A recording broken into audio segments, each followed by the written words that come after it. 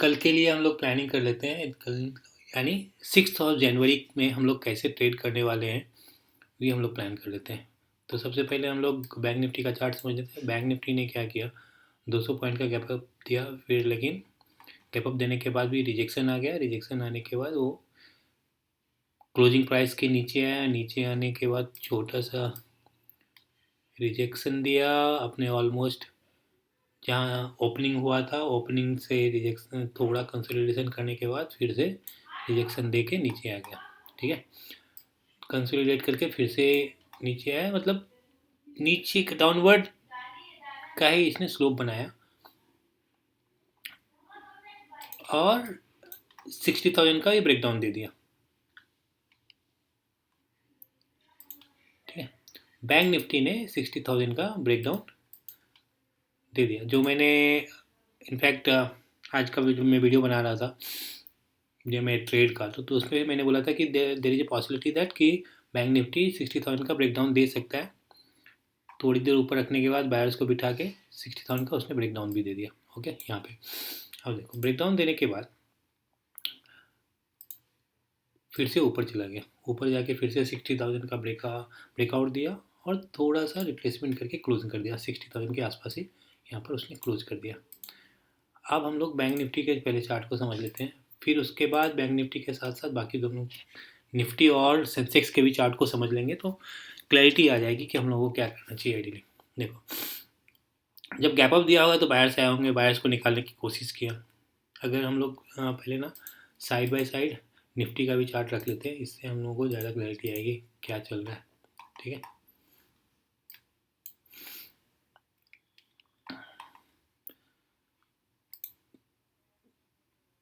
तो ये ब्रेकडाउन देने के बाद तब तक निफ्टी ने भी ब्रेकडाउन दे दिया था। निफ्टी तो अपने ये स्विंग लो, जो स्विंग लो यहाँ पे इसने बनाया था वहाँ तक पहुँच गया था। जो स्विंग लो इनफैक्ट अगर बैंक निफ्टी के करस्पॉन्डिंग चार्ट को देखें तो उसका swing low same swing low 60,000 तक। लेकिन निफ्टी उस पर पहले ही आ चुका था क्योंकि निफ्टी का फ्लैट ओपनिंग था और बैंक निफ्टी का गैप अप ओपनिंग था। ठीक है, अब इस स्विंग लो से सपोर्ट लेके निफ्टी ऊपर चला गया और ये क्योंकि बैंक निफ्टी अपने क्लोजिंग प्राइस का ब्रेकडाउन दिया था तो यहाँ पे भी सेलर्स आने लगे, तो सेलर्स को ट्रैप करते हुए मार्केट ऊपर चला गया ऐसा। ठीक है, अभी दोनों इंडेसिस में जब यहाँ से ऊपर जाने लगा तो फिर अब यहाँ पे ना बैंक निफ्टी और निफ्टी के दोनों चार्ट को ना साथ साथ में समझना पड़ेगा। बैंक निफ्टी पहले ओपनिंग में स्ट्रांग था। ठीक है, उसके बाद निफ्टी तो ऐसे ही वीक था, ओपनिंग पे भी वीक था और बाद में मोमेंटम में वीक था, इसलिए ये अपने स्विंग लो के आसपास पहुंच गया। बैंक निफ्टी थोड़ा सा ब्रेकडाउन देने के बाद ऊपर चलने लगा। लेकिन देखो निफ्टी में अब यहाँ पे क्या दिख रहा है, निफ्टी में क्या किया है, इसने स्विंग लो तक पहुंचा और उतने ही मोमेंटम के साथ वो ऊपर भी चला गया। इसने अपनी ब्रेकआउट दे दिया डे हाई का। लेकिन बैंक निफ्टी अपने डे हाई तक पहुंचा नहीं। अब हम लोग बैंक निफ्टी और निफ्टी के चार्ट को ना माइन्यूटली थोड़ा ऑब्जर्व करते हैं। देखो क्या हुआ, यहाँ से देखना शुरू करते हैं 10:10 पे। ठीक है, 10:10 पे ये यहाँ पर था। ठीक है, और बैंक निफ्टी यहाँ पे था, फिर भी निफ्टी ऊपर ही जा रहा है। ठीक है, और बैंक निफ्टी यहाँ पे साइडवेज हो गया। फिर बैंक निफ्टी एक बार और मोमेंटम करके अपना ऑल टाइम हाई बना दिया उसने, क्योंकि ऑल टाइम हाई तो इसने कल ही ब्रीच कर दिया था और आज भी एक ऑल टाइम हाई बना दिया। ठीक है, और बैंक निफ्टी वहीं पे रह गया, तो बैंक निफ्टी को रोका गया यहाँ पे। अभी अगर हम लोग बैंक निफ्टी और निफ्टी के चार्ट को ना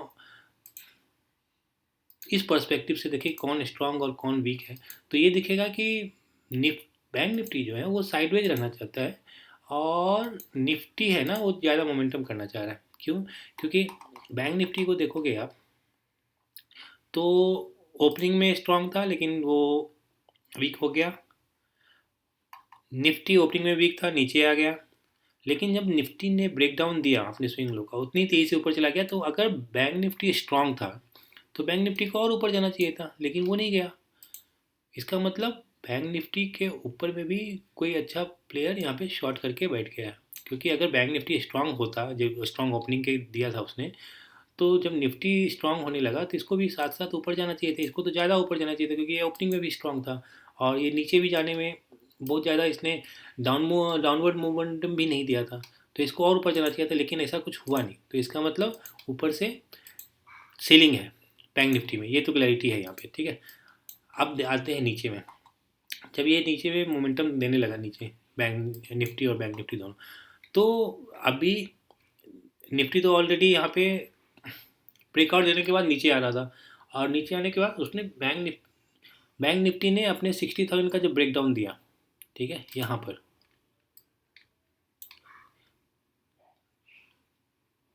तो निफ्टी ने भी फिर से दोबारा अपने डे लो का ब्रेकडाउन दिया, ठीक है, यहाँ पर। और सेंसेक्स ने भी अपना 85,500 का ब्रेकडाउन दे दिया, ठीक है, यहाँ पे, ठीक है। तीनों में ब्रेकडाउन हो चुका है अब। जब ब्रेकडाउन हुआ तो अब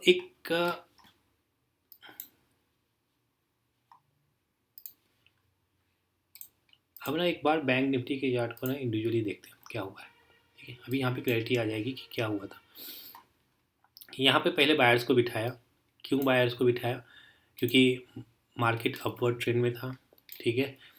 गैप अप भी दिया था, थोड़ा सा रिट्रेसमेंट किया और उसके बाद तेज़ी से ऊपर जाने लगा। तो जब यहाँ पे आया होगा तो यहाँ पे बायर्स आए होंगे, आए ही होंगे, क्योंकि तीनों मोमेंटम में अपवर्ड मोमेंटम था, तो बायर्स आए होंगे। ओके। उसके बाद इन बायर्स को यहाँ पे ट्रैप करते हुए नीचे आके 60,000 का ब्रेकडाउन दे दिया। तो जो भी बायर्स आए होंगे आज के दिन में या फिर कल के दिन में, या फिर मेरे को लगता है ये सब जो भी बायर्स होंगे, इन बायर्स को भी अच्छा खासा यहाँ पे प्रॉफिट दिख गया होगा, तो ये लोग भी यहाँ पे 60,000 का ब्रेकडाउन देने के बाद, और जिस तरह का तेज़ी से ब्रेकडाउन दे रहा था उस तरह से किसी भी बायर का कोई भी पोजीशन बना के रखा होगा तो उनको डर लगने लगेगा और वो निकल जाएंगे, ठीक है। तो बायर्स को यहाँ पे निकाल दिया है। बायर जब निकल गए और जब उन्होंने रिवर्स किया और कोई सेलर्स यहाँ पे आके पोजीशन बनाने लगा कि 60,000 का ब्रेकडाउन हो गया, चलो ब्रो हम लोग सेल साइड का पोजीशन बना लेते, तो उस उनको भी निकालने की कोशिश किया मार्केट ने, ठीक है। यहाँ तक हम लोगों को समझ में आया कि पहले बायर्स को निकाला, ठीक है। अब कोई सेलर्स आए होंगे 60,000 का ब्रेकडाउन देखने के बाद, तो उनको भी निकाल दिया। अब उनको निकालने के बाद जब ये दोबारा से यहाँ पे 60,000 का ब्रेकडाउन दिया होगा, तो इससे क्या लगता है कि यहाँ पर किसी ने सेल किया। क्यों सेल किया यहाँ पे, और क्यों यहाँ पे किसी ने सेल किया, अच्छे प्लेयर ने सेल किया, वो मैंने पहले ही एक्सप्लेन कर चुका, क्योंकि निफ्टी ऊपर जा रहा था और ये यहाँ पे होल्ड कर रहा था। इसका मतलब किसी ने यहाँ पे अच्छा खासा अच्छी खासी ताकत लगा के, पैसा लगा के उसने यहाँ पे मार्केट को रोका है और अपना पोजीशंस बना के नीचे लेके आया, और वो दिखा भी है। अपना पोजीशन उसने बनाया तभी तो वो मार्केट नीचे लेके आया, ठीक है।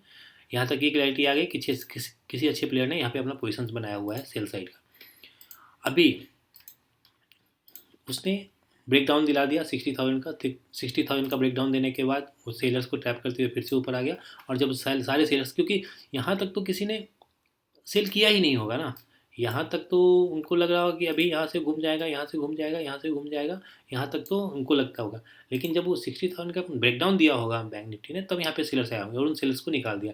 उन सेलर्स को निकालने के बाद, क्योंकि यहाँ पे तो बायर ही बाहर आते थे, तो बायर को निकाला, फिर सेलर्स जो आए सेलर्स को निकाला और फिर से डाउनवर्ड मूवमेंट किया। इसका मतलब ये नीचे जाने के मूड में है। यहाँ पे मेरे को यही क्लैरिटी लग रही है कि मार्केट जो भी यहाँ पर सेल किया है, जिसने भी यहाँ पे सेल किया है इस लेवल पे, उसने क्या किया, ब्रेकडाउन दिया, बायर्स को निकाला और सेलर्स को बिठाया, सेलर्स को फिर से निकाला और फिर से डाउनवर्ड मोमेंटम किया, तो ये मोमेंटम कंटिन्यू रह सकता है, मेरा ये एजम्पशन है। तो इस तरह के मोमेंटम को देख के हमको लगता है कि हमें सेल साइड के ट्रेड को आइडेंटिफाई करना चाहिए, ठीक है। एक हो गया। अभी दूसरा, हम लोग बाय क्यों नहीं कर सकते, या बाय करना है तो कब कर सकते हैं, ठीक है।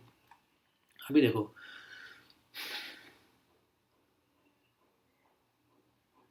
बाय कब कर सकते हैं। बाय ऐसे कर सकते हैं कि सपोज कहीं पे यहाँ पे कहीं पे गैप अप हो गया, ठीक है, नीचे आया, 60,000 का ब्रेक डाउन दिया, ऊपर गया और फिर से ब्रेक डाउन दिया, और इसके बाद जब ऊपर चलने लगेगा तो ये मोमेंटम कंटिन्यू कर सकता है, ठीक है।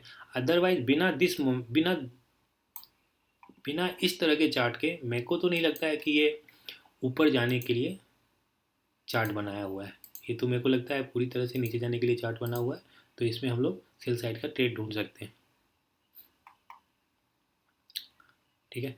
हम लोग बाय कब कर सकते हैं वो मैंने आपको समझाया कि, क्योंकि देखो यहाँ 60,000 का एक लेवल है ना, तो ये बहुत क्रूशियल हो जाएगा फ्लैट ओपनिंग में या छोटा मोटा गैप अप गैप डाउन में, क्योंकि ये अभी ऑल टाइम हाई पे ट्रेड कर रहा है, तो लोग क्या करते हैं, राउंड नंबर को बहुत ज़्यादा इंपॉर्टेंस देते हैं और उसके ऊपर या नीचे अपना ट्रेड बनाने की कोशिश करते हैं। ठीक है, तो अगर हम लोगों को किसी तरह से यहाँ पे ओपनिंग मिला और उसके बाद एक ब्रेक डाउन देने के बाद और इसके आसपास कहीं पे घूमता मुझे को मिलेगा, तो मैं एक बार बाय करने की कोशिश करूँगा। अदरवाइज़ अगर कहीं ऊपर यहाँ पे कहीं पे मिला, तो मैं फिर से एक बार नीचे का ट्रेड लूँगा। और अगर सपोज गैप अप नहीं मिला और फ्लैट ओपनिंग मिल गया, ठीक है, फ्लैट ओपनिंग के बाद नीचे आया और नीचे आने के बाद वो ऊपर नहीं जा पा रहा है, 60,000 के आसपास जाने की कोशिश नहीं कर रहा है, तो एक बार और हो सकता है मैं इसका ब्रेकडाउन का ट्रेड ले सकता हूँ। लेकिन ये सारा उस दिन के मोमेंटम, कल के मोमेंटम पे ही डिपेंड करेगा। अभी से बहुत ज़्यादा एजम्पन्स बना के और यहाँ मेरे को बाय ही करना है और या मेरे को सेल ही करना है, तो उसमें चार्ट कुछ अलग तरह से बना देता है, तो हम लोग ट्रैप हो सकते हैं। तो इसलिए हम लोगों को आने वाले चार्ट को देख के उसके मोमेंटम को समझ के हम लोगों को ट्रेड बनाना चाहिए। आज के लिए इतना ही, मिलते हैं अगले वीडियो में। Thanks for watching.